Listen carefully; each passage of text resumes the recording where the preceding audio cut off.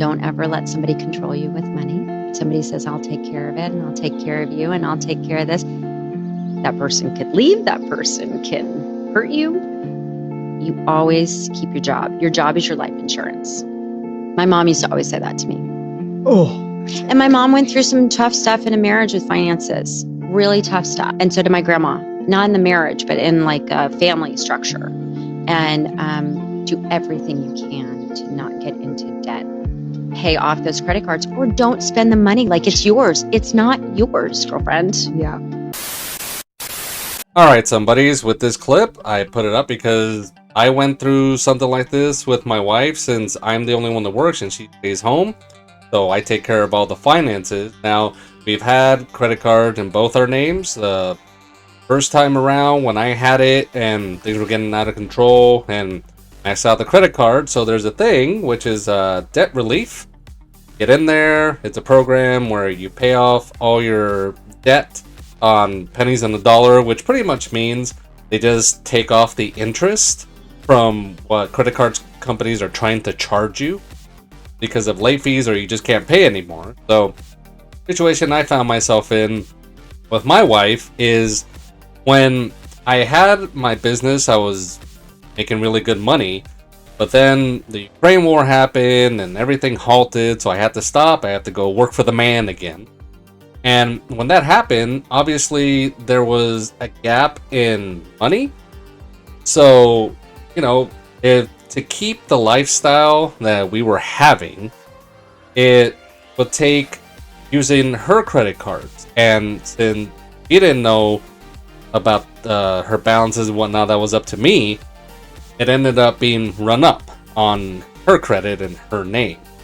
So once that happened, I realized, okay, I'm just going to have to, same thing, just her, which is get into debt relief program. The thing that I didn't do, because I felt since I take care of it, I just handle it, is I didn't tell her that this was happening. And she found out, and it turned out to be a huge thing, to the point where she felt that I betrayed her by not telling her that this was happening. Now, I'm sure you could all put in the comments, I'm sure even Jay will have something to say about this, but on my end, I felt that, okay, I know how to take care of this, I just didn't have the money yet to start it. But since I take care of the finances, once I have the money to do that, I'll let her know what happened, and then I'll take care of it. But since she found out before all that happened, it turned out to be on her end. Again, like I said, a betrayal that I didn't even clue her in. I didn't let her know about what was going on. And I could see me screwing up because I didn't tell her. But in the betrayal sense, like, I don't go that far. Now, Reese talks about as both people just keep your job. And for this reason. Now, there's certain things that I don't agree with, in the sense that I'm not going to leave my partner, my spouse, my wife with debt, especially that I accrued. All right, I'm just not that person. And in general, I just wasn't going to leave. But I can somewhat understand her if you're not with the right person and they would do that. I get it. And I can see how it could be as a power move, because again, since I take care of the finances, all I ever ask my wife is to let me know when she wants something. That way I know what the charge is, because I check all the accounts and it won't be a surprise. Obviously here and there something happens, I just confirm with her. But otherwise, yeah, if you're with the wrong person, then obviously don't let them have that kind of power.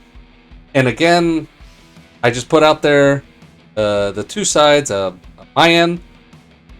I thought I take care of it, so I'll tell her when it's being taken care of. Her end is found out, being a betrayal. So where do you sit on this? It can be tricky, it can be a power play, but when you're with the wrong person, I'm responsible, I take care of my family, and maybe I did it wrong. Hey, put it in the comment section, let's find out. Reese is 100% correct. When it comes to especially credit cards. And if you're not taught how to use them properly, that's how you get into debt. And Mafuchi, your wife was correct. And something like that, especially when it's dealing with her credit, you gotta loop her in of what's going on. Because from my understanding, when it comes to these debt agencies, you pay them, but they don't pay the credit cards. They let it keep missing payments until they get a letter, or you get a letter saying you haven't paid in this amount of time. Either you can pay this certain amount, which is not the full balance. They'll close out the account and it'll be considered closed. When it comes to credit cards, this is what I tell my kids: it's not free money, and when you use it, if you don't have the money on hand or in the bank somewhere, don't use it. Because the trick is they want you to spend it like it's free money. So when you pay the minimum payment, you're paying interest on it. So you're paying, like, say you're paying for something at a fast food restaurant, but you don't pay it all. When the bill comes, you're just paying extra money to have that particular meal, which makes no sense. So that's one thing I'm telling my kids. So I gave my daughter an authorization on one credit card because for whatever reason, everything is cashless nowadays as far as like theme parks and stuff like that. So I had to let her use. I got her extra credit card with her name on it, so there's no ifs, ands, or buts, or fraud or anything like that, or they'll assume she stole my credit card. So I'm doing the same thing from other kids. Also, it'll build their credit as well when they get older. So, but yeah, when you're coming to a credit card, if you're going to use it, make sure you pay it off the following month. Because I know my companies, they're not happy how I pay mine off every month, so I'm not paying them extra money. So, yeah. But when we say, like, don't depend on someone, she's 100% correct. If you're with someone, they'll say, I'll take care of you. And let's say the relationship does go bad, does go sideways, or with the person who is the head of the household or the financial person. What if they get ill? What if they can't work? Then what are you guys going to do? Does the person have disability insurance?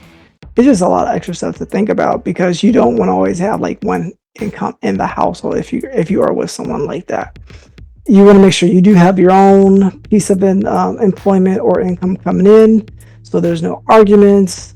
Or if someone say, hey, you know what, I'm not happy, and the other person left in lurch where they have to hustle, try to find something or someone for a certain lifestyle that they're living. So it's a lot. So yeah, credit cards, make sure you don't spend what you don't have, and always make sure you have employment for yourself and no one's taking care of you, so you're not having a sugar mama or a sugar daddy.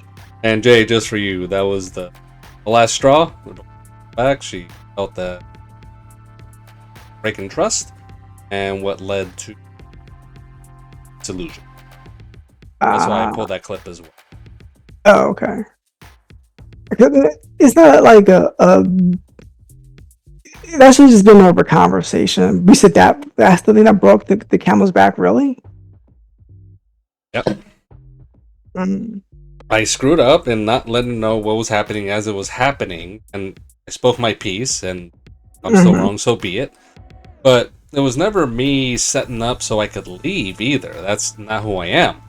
Just things got out of hand, and I knew how to take care of it. It didn't happen in the time that I could take care of it, and it turned out I felt to be more than it should. Like you said, just a conversation, but that was it, and big break in trust, and no more.